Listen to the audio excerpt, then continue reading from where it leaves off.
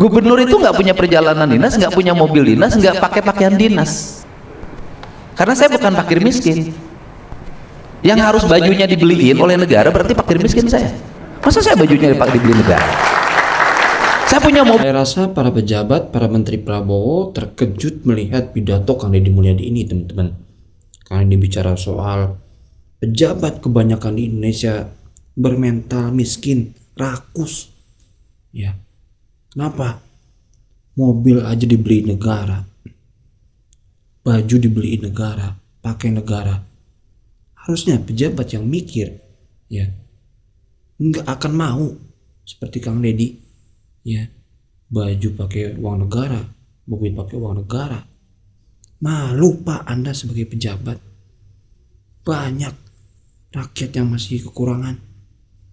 Ya, kalau Anda berpikir dengan hati jernih, kasih tuh, ya, tunjangan seperti itu kepada rakyat yang membutuhkan.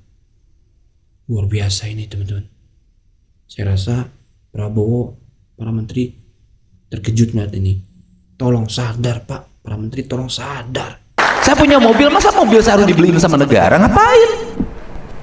Gitu loh. Nah kan kadang-kadang karakter kita ini, kadang-kadang pejabat ini fasilitas sendiri nggak pernah mau pakai, fasilitas pemerintah dipakai terus, ya kan? Tetapi saya itu punya jalan untuk memberikan penjelasan pada publik, kemudian menceritakan, menarasikan apa yang dilihat, didengar di Jawa Barat. Publik melihat, oh pembangunannya ada loh, jalan mulai bagus, bersih, ada tukang sapunya. Orang kaki lima yang di pinggir jalan-jalan raya itu sekarang sudah digeserkan, mulai jadi tukang sapu tiap pagi terus. Konsinyir saya tuh ngurusin Pak Wabub, itu saya ngurusin tuh tiap pagi. Saya kan pulang berangkat dari Subang lewat Lembang. Lembangnya bersih banget. Saya minta ke Pak Wabub nggak boleh lagi ada hantu jam 12 siang, ya kan? Itu kan ada yang pakai pocong jam 12 siang, fungsikan. Wabubnya nanti turun ke jalan, jangan di kantor terus. Pimpin, bersihkan. Kenapa? Karena Bandung Barat harapannya pariwisata, hotel harus penuh, restoran harus penuh, pendapatannya di situ. Untuk itu bikin orang nyaman lewat ke Bandung Barat. Bapak lihat setiap hari sekarang bis-bis ratusan tuh baris. Kenapa? Sudah bersih, sudah tertata, ada yang mengut sampah, ada yang ngatur lalu lintas, pohon-pohonnya diurus. Ini kan cara kita ini pengen kaya tapi nggak pernah ngurus, pengen wisatanya naik tapi nggak diurus. Ya gimana? Saya tadi waktu begitu masuk itu panggil dulu kepala Hutbun. Kenapa? Ada salah menu yang dibuat oleh PTPN di daerah Ciater, diizinkan ditanamin tebu.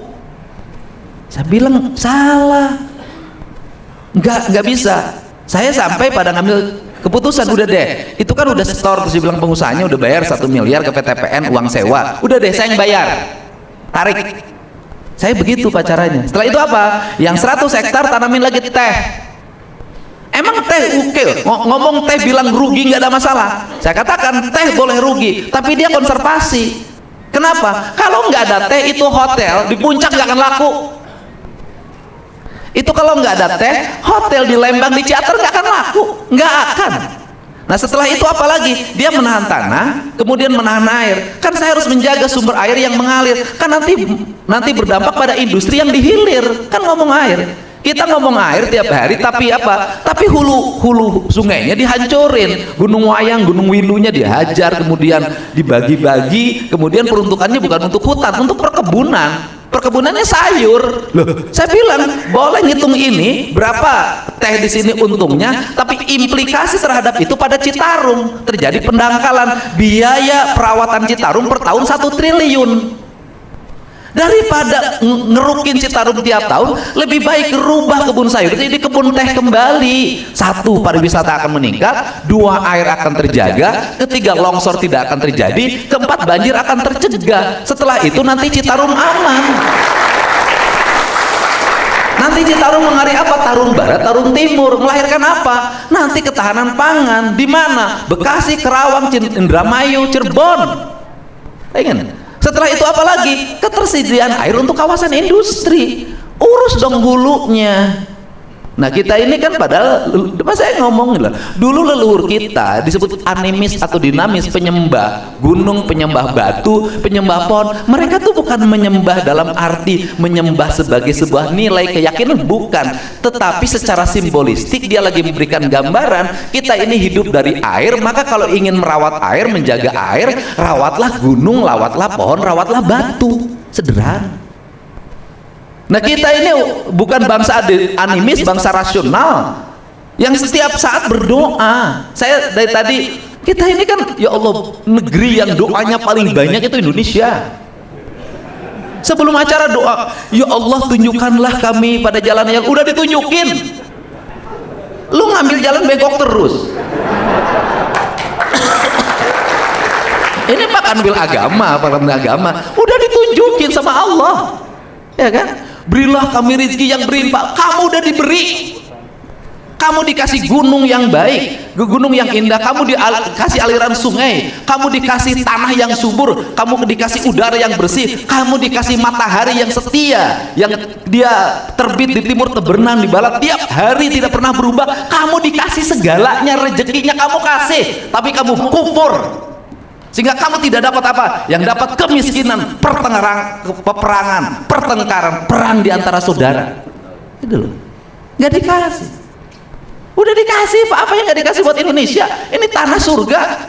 Cuman tanah surga ini oleh kita karena kita busuk pikirannya, busuk hatinya, orientasinya materialisme, nu penting mah untung, tidak pernah berpikir ke depan, tidak pernah berpikir anak cucu, maka tanah surga itu dirubah menjadi tanah neraka oleh diri kita sendiri. Ini rubah Pak. Nah ini kan harus harus benerin. Makanya saya tuh menyelesaikan masalah itu di hulu bukan di hilir. Ini hulunya beresin. Jadi kalau sakit kepala nggak mesti kepala yang dipegang, bisa jadi ulu hati yang dibenerin. Kalau kita sakit kepala, kepalanya dipijit, ya nggak bisa. Masalahnya bukan di situ. Sakit kepala masalahnya apa? Ya nggak sakit kepala gimana? Gajinya cuma 4 juta, ngambil motor, istri 2, ya sakit kepala. Gimana? Oke. Udahlah, urusan kenakalan bapak pemain, saya pelatih. Nah, terus ngomong lagi, ini belum selesai. Ngomong lagi adalah bahwa industrialisasi akan melahirkan pertumbuhan. Ya katanya akan melahirkan kemampuan, katanya. Kenapa? Kalau semuanya taat asas. Bagaimana taat asas? Bangun industri. Setelah bangun industri itu, kemudian pajaknya bayar di situ, baru NPWP-nya di situ, baru. Setelah itu nomor mobil perusahaannya di situ, baru. Setelah itu rekrutmen karyawannya prioritaskan, latih dulu, didik dulu orang situ, baru industri melahirkan kemakmuran bagi Jawa Barat. Tapi kalau bangun pabrik yang ngeborongnya bukan orang situ juga, ya usah, nggak ada masalah, terserah saja. Tapi NPWP perusahaannya di tempat lain, mobilnya dari mulai bus, truknya, nomornya nomor tempat lain, pegawainya juga tidak merekrut orang situ, ngambil di tempat lain. Setelah itu pegawainya juga dari mulai pegawai bawah sampai atas, nomornya juga nomor dari asal kampung halamannya. Ya kita nggak dapat apa-apa. Kalau nggak dapat apa-apa, orang situ nggak kebagian jadi preman, memperkuat diri. Kenapa memperkuat diri? Loh, habis saya tidak kasih ruang kecuali dengan kekerasan. Masa kita mau jadi negeri barbar? Untuk itu ya saya minta pada semuanya berkesadaran. Pengusaha berkesadaran dong. Kita yang bangun jalan, kita harus nyiapin fasilitas air, kita yang ngurus upah walaupun harus berhadapan dengan berbagai orang, kelompok, kita yang ditekan-tekan dalam setiap waktu. Tapi Bapak bayar pajak di tempat lain, ekspor atas nama tempat lain, sedangkan ngadunya ke kita. Yang nggak bisa dong begitu. Apakah industri juga mempercepat pertumbuhan? Enggak juga. Kalau juga sistemnya kayak tadi, masyarakat setempat miskin Pak. Kenapa? Kehilangan tanahnya, bikin kontrakan juga padanya, kontrakannya geser, asalnya sewain rumahnya untuk tukang nasi goreng, akhirnya rumahnya dibeli oleh nasi goreng. Kenapa? Mindset juga harus dirubah masyarakat sekitarnya. Ini yang saya lagi rubah. Saya sering marahin orang tua itu, kamu kalau untuk urusan sekolah kamu bertahan, nggak punya duit, tapi anak kamu jajan 20.000 per hari. Sebenarnya lagi merubah mindset orang Jawa Barat. Lu sebentar lagi harus jadi petarung, harus menjadi orang yang hebat. Rubah anak-anaknya menjadi petarung, bukan jadi orang-orang manja. Orang Jawa Barat harus survive di Jawa Barat. Ini cara. Nah, yang kedua itu adalah infrastruktur air. Iya Bu, ini kan banyak industri nyuri juga, nggak dikasih izin tetap ngambil, tapi kalau nggak dikasih izin pabriknya nggak ada air. Airnya apa? Store aja. Izin nggak ada, bayar pajak enggak, ya itu pasti langganan. Datang A kasih, datang B kasih, kan terjadi. Ini fakta kok. Saya bilang Anda pelatih, Anda pemain, saya pelatih. Jadi tahu ini harus dibenerin. Gimana? Saya selalu ngambil keputusan. Ya sudahlah, kasih izin daripada tidak dikasih izin tetap ngambil air. Nah, yang berikutnya apa? Ya sudah.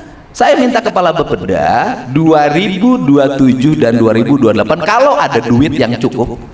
Ya kalau ada duit, Pak. Saya jelasin, Pak. Sebelum saya gubernur, anggaran Jawa Barat 37 triliun. 1 tahun saya gubernur, anggaran Jawa Barat 31 triliun. Setahun sekarang ini anggaran Jawa Barat tinggal 28 triliun, dipotong hutang yang harus dibayar dalam setiap tahun oleh pemerintah Jawa Barat ke Pemprov karena memang peninggalan yang dulu itu 600 miliar per tahun, Pak. Saya ngelola duit hanya 27,4 dengan penduduk 55 juta, Pak. Tetapi Bapak lihat infrastrukturnya, pembangunan pendidikannya jauh lebih baik. So, mohon maaf, dulu anggaran 37 triliun tidak bisa membuat sekolah free. Hari ini anggaran 27,5. Insya Allah sekolah di Jawa Barat yang anak-anaknya sudah terdata di VCMB, kurang lebih yang nggak dapat lapak di sekolah negeri 80.000 itu sudah dijamin oleh pemerintah provinsi. Itu beda. Orang duit banyak belum tentu efektif. Infrastruktur baik, layanan pemerintah detil sampai ngurusin apa namanya si Taufik Hidayat aja kita urusin.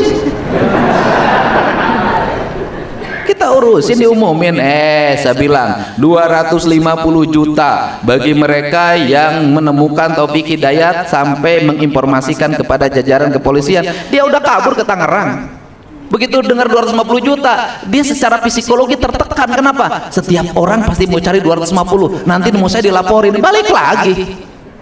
Itu efektif itu 250 juta itu. Gitu. Nah, ini kan cara. Nah, yang terakhir adalah infrastruktur teknologi informasi. Jaringan internet. Ini problem lagi. Kenapa problemnya? Ya gimana ya? Coba lihat, saya tuh udah pusing lihat kabel di mana-mana. Ini kita lagi mikirin udah pindahin bawah tanah, bikin apa namanya drainase apa ke lubang yang cukup, kasih pipa seluruh Jawa Barat, nggak boleh lagi ada, bertahap mau kita beresin. Kabel di mana-mana numpuk. Saya detil, Pak. Makanya susah saya tuh cari istri lagi karena detil. Ini matanya, ini telinganya, hidungnya, saya lihat kakinya, cara pakai sepatunya, cara pakai bajunya, cara ngomongnya, udahlah detil. Makanya udahlah yang kesempurnaan itu hanya ada di Nih Yang Ayu. Akhirnya udahlah Nih Yang Ayu aja, nggak usah yang lain. Kan gitu. Nah itu kan ini kan yang terjadi. Nah untuk itu ya insya Allah pemerintah Provinsi Jawa Barat memiliki komitmen untuk terus meningkatkan kesejahteraan masyarakat.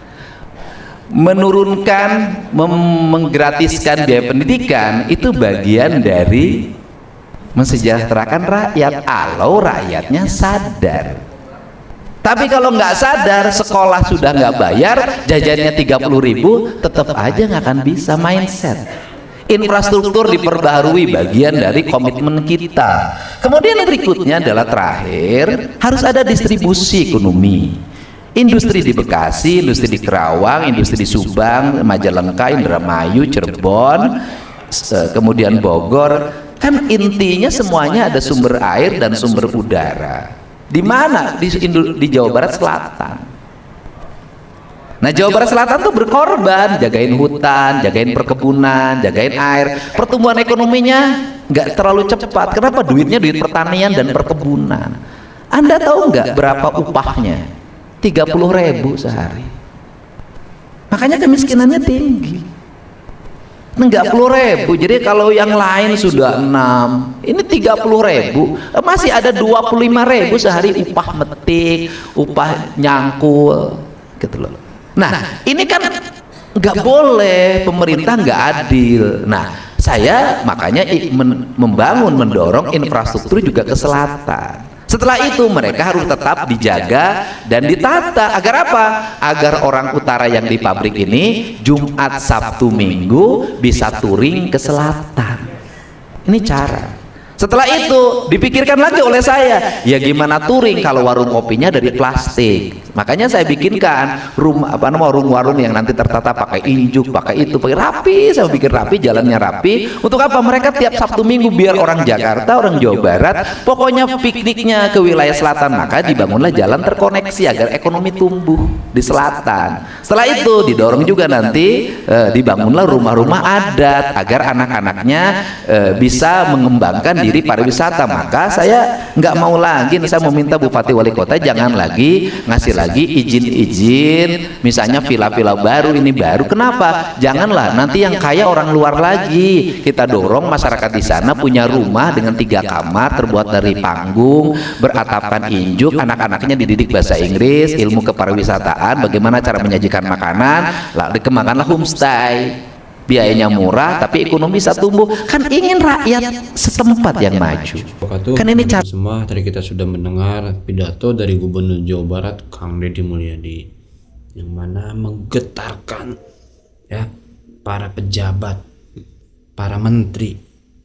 Ya, kemudian dibahas soal harusnya ya pejabat-pejabat tolong jangan menggunakan semua fasilitas negara untuk kepentingan pribadi. Ya. Kalau emang Anda menggunakan semua fasilitas negara seperti mobil, seperti baju, ya, Anda mentalnya miskin. Ya, kalau Anda katakan itu, Anda bermental miskin. Ya. Karena ya seperti itulah ya orang miskin. Ya. Mental Anda miskin. Gila ya. Harusnya Anda gak usah pakai mobil negara, pakai baju negara. Ya, coba diubah. Ya. Coba diubah seperti Kang Deddy. Ya, mending berikan pada masyarakat Anda yang membutuhkan. Ya. Gaji Anda sudah gede loh. Gaji Anda sudah gede. Ya, masih ingin ya, Anda memakai ya, uang negara untuk seperti itu. Kasihan Pak. Ya, rakyat kita masih banyak yang kurang mampu. Bukalah hati nurani Anda. Tolong buka hati nurani Anda. Lihat orang-orang sekitar. Ya, untuk para pejabat nih. Ya, Anda sudah bersyukur ditakdirkan. Ya, pejabat mungkin banyak uangnya. Ya, bantu dengan jabatan Anda itu fakir miskin. Rakyat-rakyat yang gak mampu bantu.